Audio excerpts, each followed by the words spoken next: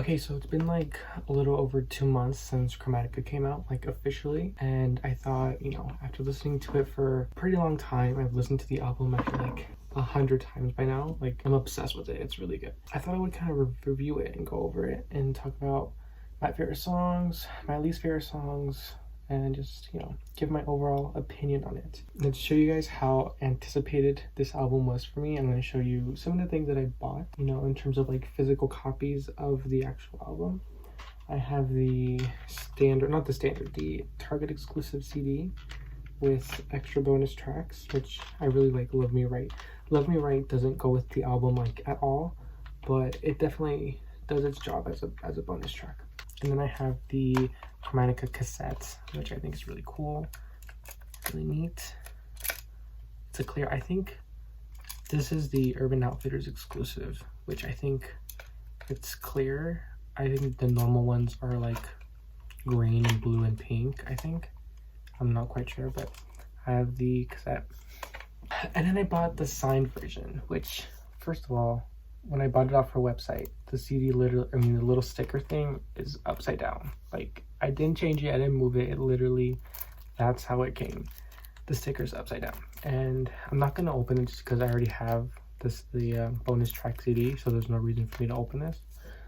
But let me show you guys the signature that I got. This is, and I'm not even joking, this is the signature that I got. There's like a little smudge on the back. It's like a Z. It's a Z. So there isn't even a Z in Lady Gaga, so I don't know what she was going for there. I was gonna frame it because I thought it was gonna be like an actual legit signature, and nope, it's this. So this is just kind of like a collector's item, I guess, because I'm not hanging this.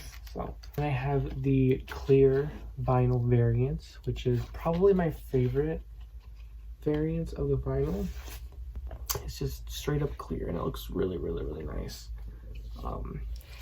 It's kind of like a bluish tint to it when it's inside the plastic, but once you take it out, it looks really nice. And then I have the Urban Outfitters exclusive silver, which is also really, really nice. I really like the silver. I especially like this side. I think this side looks really neat. I really like this one. And then I have the Milky White variants, which none of these vinyl copies came with like an actual jacket, so I actually had one printed.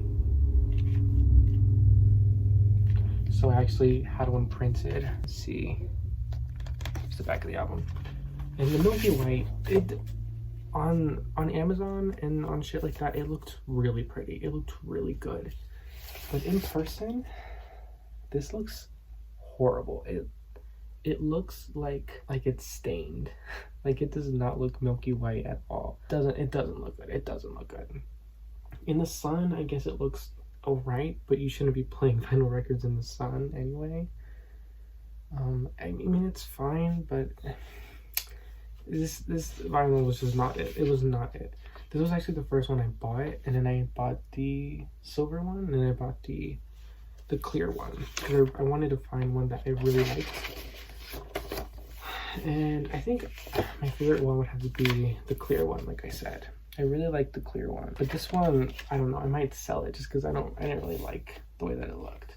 But anyway, now that I'm done talking about all the variants, I also have the Stupid Love vinyl, like the 7-inch vinyl, which is actually selling on eBay for like $200. I was like, damn, I should have bought two or something. And then I'm going to get the Rain on Me vinyl, both the picture disc and the yellow variant. And I also have the CD singles for both songs and the cassette singles for both songs. I spent quite a bit of money. I also bought like a crap ton of Rain on Me merch, which I'll probably do a haul once it finally gets here. So yeah, I spent a lot of money on the Chromatica era. More money than I think I've spent on an Ariana Grande era. And honestly, I'm not mad. I really liked the album. It was worth all the money that I spent. I wish I'd gotten all three variants besides the bigger disc? No, I think I went a little overboard. I don't need 3 variants. I'm not gonna hang them. I would hang them if I had room, but I don't.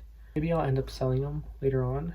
I don't know, but yeah, I'm just gonna talk a little bit about the album. I'm gonna go track to track, sort of just talk about my favorites, what I liked and what I didn't. To start off with the Chromatica interludes, Chromatica 1, 2, and 3, just to talk about all of them. I really liked them. I think they really served as, first of all, Chromatica 1 is a really great way to intro an album. I think it was really great. And as it sort of goes into Alice, it's great. It's a great transition. Obviously not as great as transition as Chromatica 2 to 911, but it's good nonetheless. And speaking of Alice, it was probably one of the top 5 songs for me off the album. It's really good. I really enjoyed it. I think a lot of people really enjoyed that one too. It's definitely a highlight off the album. I mean, she starts off strong, which is perfect. It's great. And going on to Stupid Love, I really loved Stupid Love when it came out. When it leaked, I was like all about it. I was like, holy shit, this album is gonna fucking bang. It's gonna be a bop. And I was right, it is a bop. But as I started to listen to it more and more, I was like, okay, maybe this isn't the Gaga that I want. But I think I was just kind of getting, not brainwashed, but like manipulated, I guess, because everybody else was saying that it sucked and like, oh, whatever, what is this?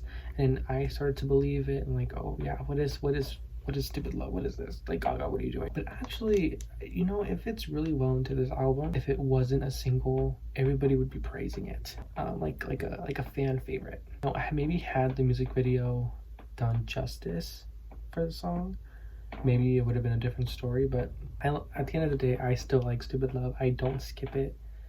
It's a part of the album. I love it, and it's great. And the next one is Rain on Me, which, oh my gosh, I was on YouTube for the premiere, and when it premiered, I was blown. First off, I listened to the song like right when it came out. It was like 9 p.m. my time, and I was just like, holy shit. Like, I hadn't listened to any leaks or anything because I wanted to be surprised, and I was fucking surprised. Like, it was an amazing track. I listened to it so many times. I still listen to it like every single day. It's so good. I love it so much. It makes me happy and it makes me want to get up and just bust a motherfucking move, you know? It's really great and I love it. And I'm glad I bought a shit ton of Rain on Me merch and the Rain on Me vinyl variants, and you know, I'm glad because I really like this song. And yeah, Ariana did perfect on it. And you know, I used to be obsessed with Ariana and Gaga. In like 2013, at the same time, that's when I found Ariana is when I kind of discovered Lady Gaga. And for them to be doing a song together was just like, it was just mind blowing to me. Like, I would never have imagined it in a million years. And the fact that it happened is still mind blowing to me. Like, I can't believe it. But anyways, I'll stop rambling about Rain on Me. I really like that one. Free Woman is fine. I did like it. But it just felt like a throwaway track, you know? It didn't feel like she was very experimental in this song. Not that she was experimental in like Stupid Love or even Rain on Me, but I don't know, it just seemed like kind of seemed like a bonus track. It didn't really seem like an album track. So moving on from that, Fun Tonight, I think left a little to be desired, because like there's a moment when you're listening to Fun Tonight when there's like, you expect the bass, or not the bass, the beat to drop, and you expect it to just go fucking crazy, and nothing happens. So I don't know, it kind of left me like a little empty, because I was expecting a little more from this track, and she just didn't really deliver. Maybe that's the point of the song. Maybe she's trying to sort of emulate that feeling of like, oh my god, something's about to happen, but then it never does. I don't know. To be honest, I have not really read the lyrics to these albums. I know this album is supposed to be like a healing album, an album where she talks about love, trauma, and issues, but with like, you know, in a pop way, you know, in an upbeat way. There are no sad songs in terms of like the beat and the music. I don't think so, you know. But in terms of lyrics, this album is supposed to be like kind of a sad album. And then we go into Chromatica 2, and then into 911, which I said 911, I was really surprised. At first I didn't like the song. I think she was a little bit too out there. But then once I kept listening to it more and more, I fell in love with 911. Definitely one of the top 5 songs off this album for me. Plastic Doll, honestly, Plastic Doll, same thing as Free Woman. Like, it was okay. It wasn't not my favorites off the album, but you know, it's good. I wouldn't skip it. I don't skip any of these songs, to be honest. I just listen to the album all the way through. So it's a good song, but not one I would personally go out of my way to choose. Sour Candy with Blackpink. This one goes off. I love this song so much. And I love the fact that it's short because I could just replay it again and again and again. And it's just, ugh, I love it so much. I love Blackpink's, I don't know what their names are, but them as a group. I love their verses. I love Gaga on this track so much. Like the way that she just like her vocals and the power that her voice has in this song. It's just, oh, it comes off like she's a badass, and it's just, I love it so much. Yeah, definitely top 5 for me. I love it. Enigma, that one too, I love it so much. It kind of gives me a little bit of art pop vibes, which if you've seen some of my past videos, you know art pop is my favorite Lady Gaga album. Probably one of my favorite albums of all time, period. Like, I love art pop so much. And Enigma really reminded me a lot of art pop. I really liked it. And then Replay, I also liked it. Not a favorite, but I do enjoy it. I would go out of my way to play this song, but I wouldn't really call it a favorite. As for Chromatica 3, it was fine. I don't think Chromatica 3 can really compete with Chromatica 2 and 1. I really like Chromatica 2 and 1. It's just an interlude, so it, you know, not much to say on that regard. Sign from Above, I fucking hated this song so much. I thought it was so boring. I was like, oh my god. I like Gaga, but I wasn't a big fan of Elton John's verse or his part of the song. But as I kept listening to it more and more and more, I didn't mind it so much. I still, like, I would love a solo version of this song, but it's good. I like it. It's I have gone out of my way to play this song. It's good.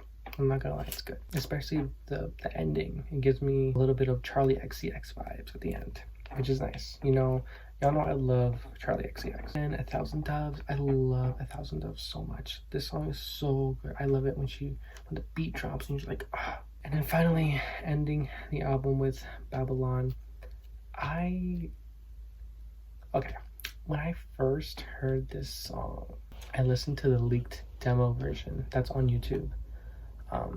And oh my god, the leaked demo version goes off. The House Labs, oh my god, I was like, I really hoped that version was going to be the final version. But when people were saying that, oh, it's not, like when the album came out in different parts of the world, people were saying Babylon it's not the house version, it's a different version. I was a little bit disappointed. I listened to this version of Babylon and I was like, I was not a fan at all. I was not a fan. I didn't like it at all. Because I think it's just because I have really high expectations with the House Labs version. I really started to like it, and it's actually one of my favorites off the album now. I do still love the House Labs version. It's definitely up there. I really hope one day the House Labs version gets released officially. Oh my god, I would buy like 1,000 copies of that song. Like, it sounds so good. But yeah, overall, I really liked the album. I think Gaga really knocked it out of the park. Obviously, releasing the album during the state of the world right now is probably, I mean, it's probably not something she was expecting at all, obviously. She did a great job with this album. I really hope people don't sleep on it. Like, look at this artwork. It's so, oh my gosh. It's so beautiful. It's so pretty. But yeah. Anyways, that was my review of Chromatica. If you have any favorite songs of Chromatica are, so if you leave a comment with your favorite songs, let me know what you liked about the album, what you didn't like about the album. If you have similar opinions as me, or maybe you think that I'm wrong and that actually every single song off this album is great, then let me know. Other than that, that's it.